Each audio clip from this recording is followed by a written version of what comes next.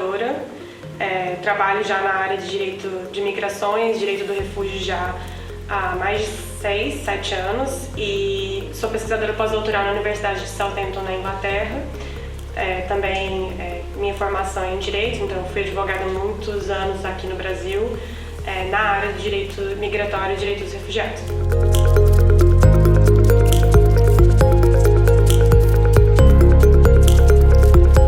Então, essa é uma pergunta muito ampla. Existem algumas respostas mais oficiais, mais formais, institucionais. Então, se a gente for, por exemplo, olhar nos sites das organizações internacionais que trabalham com migrantes, migrante, em primeiro lugar, vai ser uma pessoa que move de um ponto A para um ponto B, né? E aí teriam os migrantes internacionais, ou seja, que eles ultrapassam fronteiras internacionais, saem de um país para outro. Tem os migrantes internos, que se movem dentro de um país, que também são chamados de deslocados internos em algumas circunstâncias. E tem algumas outras categorias que surgem daí, por exemplo, migrantes voluntários e migrantes forçados, por exemplo. E aí toda essa distinção entre migrantes voluntários e migrantes forçados, então, por exemplo, os migrantes voluntários ou econômicos sairiam do seu país em geral ou de sua cidade, se for interno, para buscar melhores condições de vida ou porque querem estudar, encontrar sua família em outro lugar. Já os forçados teriam sido forçosamente removidos de suas circunstâncias.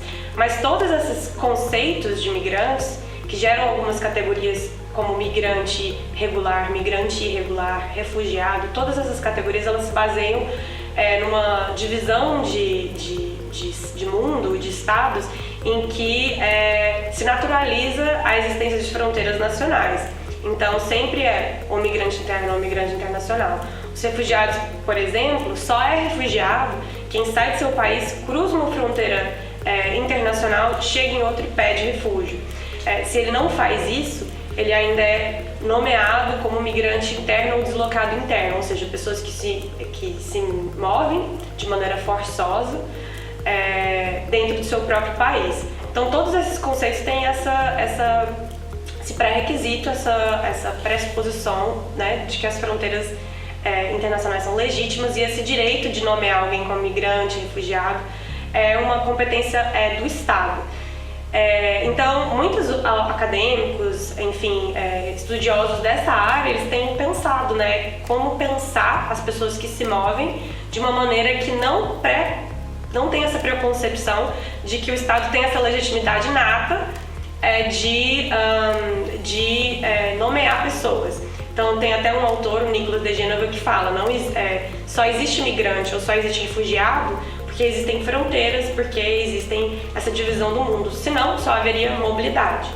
E aí, nesse caso, com essas diferentes possibilidades de se mover no mundo, as pessoas buscam coisas diferentes, né? Então, isso depende de toda uma interseccionalidade, né, das suas identidades, da sua classe social, de tudo que você precisa, das suas condições de vida no seu país de origem, na sua cidade de origem, e que te move, te compele a mover. Então tem pessoas que se movem porque que foram contratadas por uma empresa. E aí é uma migração voluntária que é nomeadamente qualificada, né? Tem pessoas que se movem porque já há um processo de migração histórico de certa comunidade que vai para outra para trabalhar. Ou tem pessoas que se movem, por exemplo, porque não tem condições de dar à luz em um hospital no seu país, então cruza a fronteira para dar à luz em outro país, por exemplo, ou em outra cidade. Então, existem diversos motivos, e esses motivos são geopoliticamente importantes, né, ou politicamente importantes, porque eles também implicam algumas categorias diferentes, como, por exemplo, refugiados, que são, de acordo com a Convenção das Nações Unidas, Convenção de Genebra, de 1951, refugiado é aquela pessoa que sai do seu país e vai para outro e pede refúgio por ter sofrido algum tipo de perseguição. E aí tem diversos motivos ali no seu país de origem, mas aí se criam algumas categorias diferentes, mas é uma amplitude de motivos.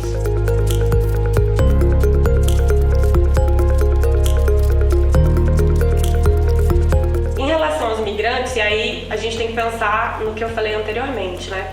Migrantes, em geral, pessoas que se movem, especialmente a gente pensando aqui nos migrantes internacionais que cruzam fronteiras. Em geral, há, digamos, duas categorias criadas no sistema internacional, né, que são os migrantes e os refugiados.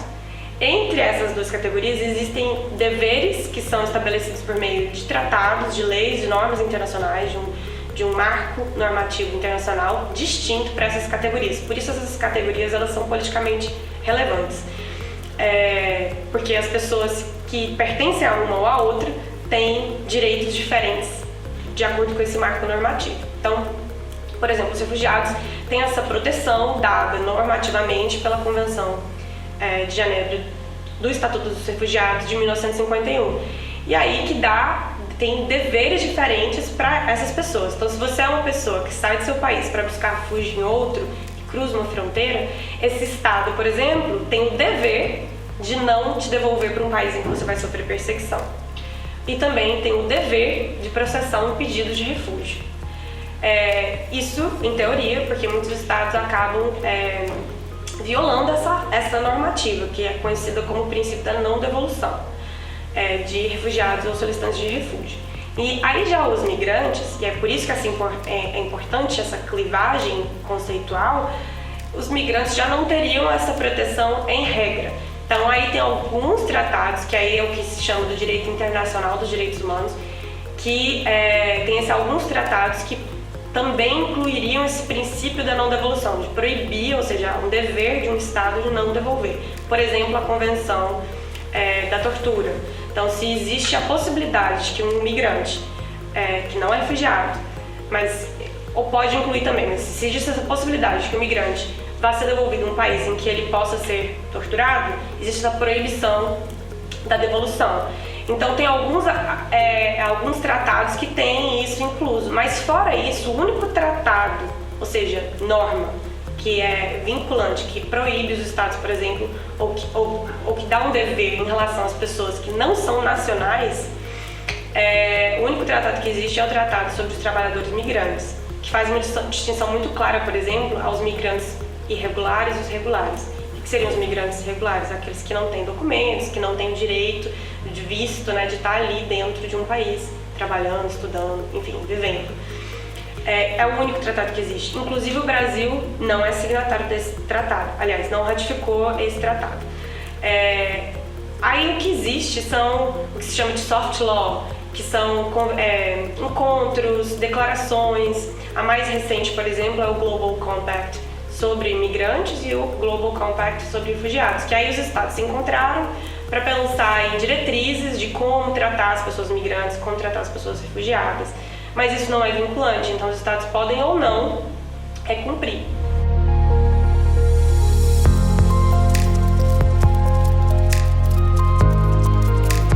Como que a situação socioeconômica das pessoas migrantes elas têm relação com o modo de deslocar, com a possibilidade de deslocar e também de se estabelecer em um país, em outro país. E aí, até assim, voltando a uma das perguntas, né, a pobreza ela se relaciona muito porque muitas pessoas sequer têm condições de migrar. Então, se uma pessoa precisa de migrar ou gostaria de migrar para ter melhores condições de vida, há pessoas que não têm as mesmas condições de fazê-lo, porque precisa de até ter uma condição mínima para poder comprar uma mala, sair, pagar alguma passagem, enfim. E aí também, aqueles que têm menos condições e fazem isso, especialmente os migrantes forçados, e aí pensando, por exemplo, nas venezuelanas, né, que estão vindo para o Brasil, as que têm menos condições, elas fazem uma viagem que muitas vezes é muito mais arriscada, tem que pagar, não tem tantas condições, e às vezes no próprio deslocamento, elas não têm dinheiro para pagar, por exemplo, o que elas chamam de trocheiros, né? Que são as pessoas que ajudam elas a migrarem, a pegar alguns caminhos, passos migratórios que eles sabem fazer. Então, essas mulheres muitas vezes pagam, não têm condições de pagar, e aí estão mais sujeitas ou mais vulneráveis a certos tipos de violências, ou, por exemplo, o sexo transacional. Então, isso é todo um tipo de exploração e de vulnerabilidade à exploração do corpo da mulher, por exemplo, que implica e tem resultados diferentes e implica diferentes maneiras de migrar e com mais ou menos riscos. Então, assim, isso é um ponto. Mas não só, né? Então, a pessoa que tem condições socioeconômicas piores do que outras, ela também pode... Essa pobreza, ela aumenta também quando ela chega, porque ela tem menos condições de se estabelecer, fica mais dependente de políticas de Estado, de governo, né? Políticas sociais, para que se estabeleça. E muitas vezes ela não vai ter isso, então a pobreza ela vai se acumulando, né? E isso, por exemplo, impede ou limita, acaba sendo uma barreira, por exemplo, para acessar certos direitos, porque ela não tem condições de pegar um transporte para ir no centro de saúde, muitas vezes ela não tem condições de chegar numa cidade em que tenha mais oferta de emprego, ela não tem condições de pagar uma creche para deixar os seus filhos, então tudo isso aumenta a pobreza e também cria indignidade aumenta a indignidade na qual essas mulheres já estão inseridas. Então é uma relação muito intrínseca também que implica possibilidade de migrar, maneira de migrar e a possibilidade de se instalar de uma maneira digna.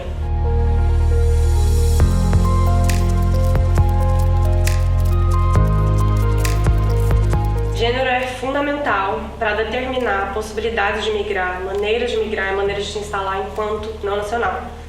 Então, por exemplo, eu ia falando em geral, pensando nas migrantes forçadas, gênero por si só pode ser uma das variáveis que colocam, por exemplo, mulheres mais ou menos vulneráveis a certos tipos de violência que depois vai implicar a migração. Então, por exemplo, exemplos clássicos disso são, por exemplo, mutilação genital feminina, uma coisa que, em geral, majoritariamente mulheres vão ser vítimas disso, e isso pode ser um motivo, por exemplo, para a migração. Outro, violência sexual, violência doméstica, tudo isso também pode motivar migrações, sejam internacionais, sejam migrações internas, né? Então isso já por si só. Outras questões que aí são mais estruturais por exemplo, mulheres seriam também menos, seja menos possível que mulheres migrem, porque isso também é uma possibilidade. Por exemplo, mulheres de um continente querendo ir para outro continente, é uma viagem muito cara, muito longa, muito perigosa, que gera alguns riscos que são baseados em gênero também, especialmente para mulheres, não só para mulheres, mas especialmente para mulheres. Então, se a mulher não tem uma estrutura socioeconômica nesse país que a possibilite ter um recurso mínimo para fazer essa viagem, especialmente uma viagem com segurança, ela vai estar se colocando em um risco muito grande, ou ela não vai ter condições nenhuma, mesmo de fazer uma viagem arriscada. E aí, por isso que menos mulheres saem de um continente para o outro. Por isso que a maior parte, mesmo que existe uma feminização das migrações, muitas migrantes hoje, principalmente as internacionais, sejam mulheres, se você vai olhar, fazer uma lupa nesses dados, a maioria das mulheres estão nos países vizinhos. Por quê? Muitas vezes elas têm uma condição mínima que elas têm para migrar para um país vizinho. Muitas vezes é muito arriscado ir mais para longe. Às vezes elas têm seus filhos, estão grávidas, então elas são mais devagar nesse sentido. E aí elas ficam nesses países. É o caso, por exemplo, das venezuelanas no Brasil. Muitas, inclusive, vêm e ficam em Roraima, vão para lugares mais fronteiriços, né? E aí os homens vieram primeiro. Muitas vezes porque eles tinham condição, ou porque eles falavam, não, eu vou lá, vou me estabelecer, e depois eu te mando dinheiro para vir. Então as mulheres têm menos condições até de se mover inicialmente. E aí quando elas se movem, elas têm riscos específicos, né? E eu falo em mulheres porque o gênero é muito forte quando a gente pensa em mulheres. É óbvio que o gênero também é muito forte quando pensa em homens. Então, homens, por exemplo, o fato de serem homens também implica algumas questões. É a mesma coisa, facilita uma migração, eles têm muitas vezes condições estruturais mais facilitadas de ter condições econômicas. Então, por isso que eu estou pensando naqueles que são que o gênero dificulta, impede, limita as possibilidades de migrar e de migrar com segurança. Então, no caso, majoritariamente isso implica especialmente mulheres e crianças, né? Mas enfim, aí nesse deslocamento, o gênero ele é super importante, porque aí as mulheres vão ser exploradas na sua condição de mulher. Então, violadas sexualmente, o tipo de violência que elas vão sofrer são violências com base no gênero. E também quando elas se estabelecem no país de destino. Aí, políticas específicas para mulheres são necessárias. As mulheres têm uma responsabilidade de cuidado que é ou exclusiva ou majoritária. Então, muitas vezes grávidas também, que impede ou dificulta que elas entrem no mercado de trabalho formal. E aí isso impede que elas tenham uma vida digna. Então, todas essas políticas precisam ser pensadas com base no gênero, ou genderizadas, porque aí vai ter menos ou mais possibilidade dessas mulheres terem um processo migratório que seja digno, justo, com seus direitos todos adquiridos e vivenciados, experimentados.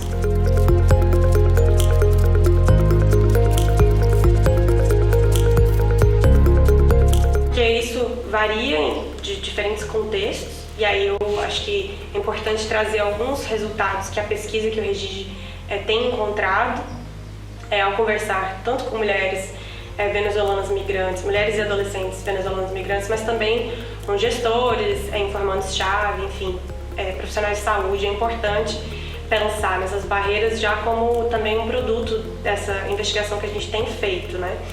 Então, nesse contexto especificamente, uma das barreiras principais é que aí, muitas vezes quando se estuda, por exemplo, direito à educação para migrantes, direito à saúde para migrantes, é esquecido, é a questão da fronteira. Como a fronteira impacta, por exemplo, o acesso à saúde de mulheres, ou uma política de fronteira fechada. Então, a gente teve no Brasil, entre 2020 e 2021, um fechamento de fronteiras, e que esse fechamento por si só queria impedir as pessoas de entrarem, mas as pessoas continuaram entrando, né? Então, como elas passavam? De maneira irregular, passavam pelo que elas chamam de trote. Toda essa política de fronteira, então, de fechamento, implicou mais riscos, mais barreiras para essas mulheres, porque elas já vinham de uma condição em que elas tinham pouco acesso a remédios, pouco acesso a hospitais, já tinham muitas vezes uma questão da fome muito forte, já vinham com uma condição nutricional muito fraca, né? Então, num caminho migratório, que não é o regular, em que elas vão estar sujeitas ou dependentes a um terceiro, isso aumenta. Às vezes elas não teriam condições de comprar comida no caminho, elas iam ficar sujeitas a diversos riscos em saúde, especialmente saúde sexual e reprodutiva, com violações, cárcere privado, violações sexuais, mas cárcere privado também. Então tudo isso, e aí nesse passo migratório irregular, criam outros riscos que geram outras barreiras ao chegar no país. Então, quando ela chega no país, por exemplo, essa mulher, e aí eu estou focando nas mulheres, essa mulher já está muitas vezes com infecções adquiridas ou na Venezuela ou no caminho migratório, que foram aumentadas por causa dessa política de fronteira, e chegam aqui com diversos problemas que muitas vezes não há uma capacidade do sistema atualmente para lidar com isso de uma maneira imediata assim que chegam.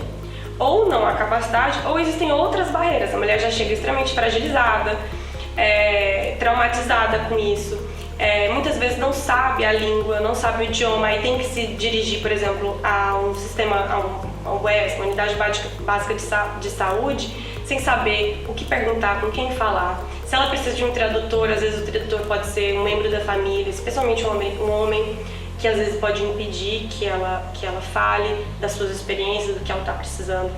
Então, são algumas barreiras. Uma outra barreira que já foi mencionada também é a própria pobreza, né? Então, as mulheres não têm condições, às vezes, de buscar a saúde por não ter condições, por exemplo, transporte, muitas vezes moram muito longe, muitas vezes também a condição socioeconômica cria outras barreiras, porque, por exemplo, ela está morando num abrigo e é uma condição, por exemplo, que tem pouca privacidade, pode gerar, por exemplo, infecções urinárias. Então, tem várias barreiras que se interrelacionam. Mulheres, por exemplo, que não têm nenhum apoio social para deixar os seus filhos para poder trabalhar, elas acabam repriorizando algumas necessidades também. Então, por exemplo, tem só os filhos, a responsabilidade de cuidado é só delas. Então, muitas vezes essas mulheres não vão acessar o sistema de saúde para elas mesmas, mas para os seus próprios filhos. Então, tem várias barreiras interrelacionadas que dificultam, limitam acesso a direitos no país.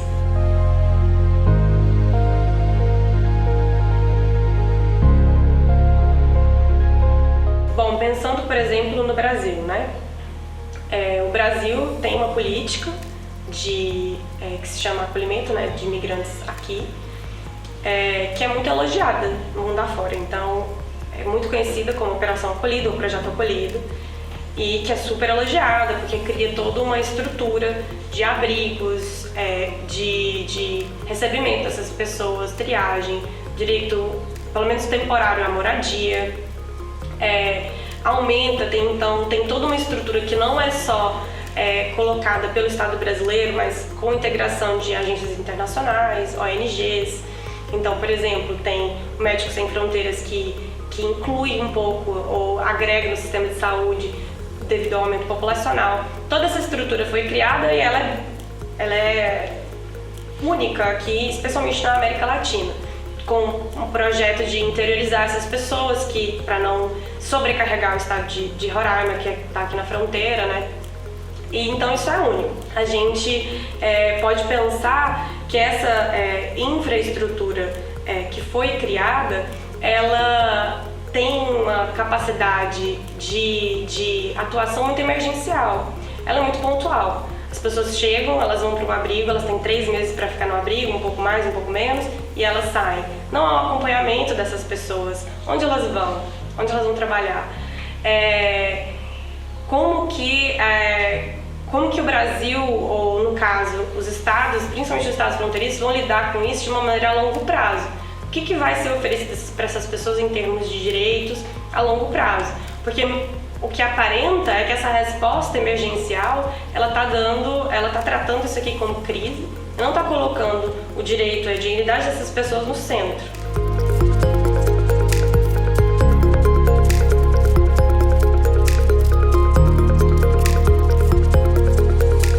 Essa pergunta é muito importante, pensando que não só o Estado tem uma responsabilidade, um dever para os migrantes, mas também as próprias pessoas, os cidadãos dos nacionais que recebem essas pessoas também implicam uma melhor ou pior condição de estabelecimento dos migrantes. Então essa pergunta é fundamental. Então o que os cidadãos ou os nacionais podem fazer, ou têm feito?